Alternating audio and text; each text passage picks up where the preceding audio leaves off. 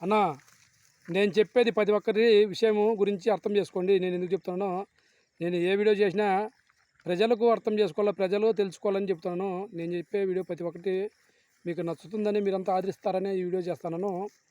అన్న నేను ఇప్పుడు ఏం చెప్తున్నానంటే, ఎవరి ఇంటికాడికన్నా కానీ, మన ఇంటికాడికి కానీ, మీ ఇంటికాడికి కానీ, మా ఇంటికాడ ఎవరి ఇంటికాడికన్నా కానీ పిచ్చుకలు, ఊరు పిచ్చుకలు ఇంటికాడికి వస్తుంటే చాలామంది తోలుతుంటారు.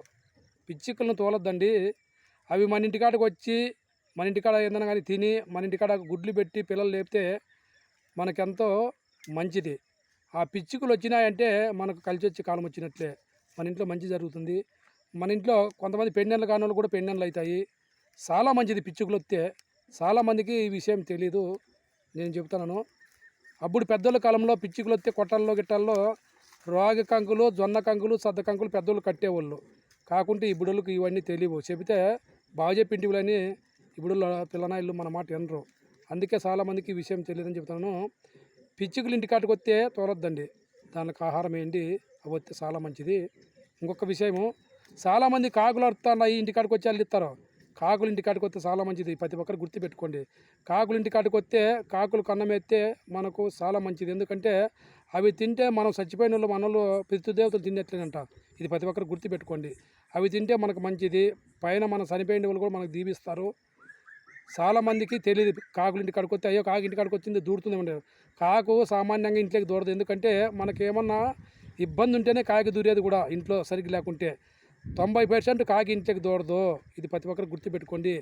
కాకులు ఇంటికాటికి వస్తే అన్నం ఎత్తే మనకు మంచి జరుగుతుంది. ఇది ప్రతి ఒక్కరు గుర్తుపెట్టుకోవాలా, చాలామందికి తెలియదు. ఇంకొక విషయము, చాలామంది పనుల్లో గుడ్లగూబలు అంటే చాలామంది గుడ్లగూబలు కూడా మా పనుల్లో మాన మీద కూర్చొని నడుస్తుంటాయి. ఆ గుడ్లగూబ మాన మీద కూర్చొని నడుస్తుందంటే మనకు మంచి జరుగుతుంది. ఇది ప్రతి ఒక్కరు గుర్తుపెట్టుకోవాలా. గుడ్లగూబ అంటే లక్ష్మీదేవికి వాహనము. గుడ్లగూబ మన ఇంటికాటికి వచ్చి మానలో కూర్చున్నా కూడా మనకు మంచి జరుగుతుంది, చెడ్డ జరగదు. ఇది ప్రతి ఒక్కరు గుర్తుపెట్టుకోవాలా. ఇది నేను చెప్పేది మీకోసమే చెప్తాను, మీరు ఎందుకు నన్ను అర్థం చేసుకోండి. ప్రతి ఒక్క విషయము మీకు అర్థమయ్యేటట్టు చెప్తాను, మీకు అందుబాటులో ఉండేటట్టు చెప్తాను. ఇంకొక విషయము, చాలామంది ఇండ్ల ముందర చెట్లు పెంచుంటారు. వాళ్ళ ఇండ్ల ముందర తేనె పెట్లు పెట్టింటాయి. తేనె ఆ తేనె పెట్టి మన ఇంటి ముందర చెట్లో పెట్టిందంటే మనకు మంచి జరుగుతుంది. తేనె పీయకూడదు. ఇంటికాడ ఉండే తేనె ఎవరు పీయకద్దండి. అవి ఈగులు ఎన్నళ్ళన్నా ఉన్ని దానిలో ఏమాత్రం మాట్లాడకుండా ఊరికే ఉంటే మనకు మంచి జరుగుతుంది. తేనె ఉన్నా కూడా మంచిదే మన ఇంటికాడ.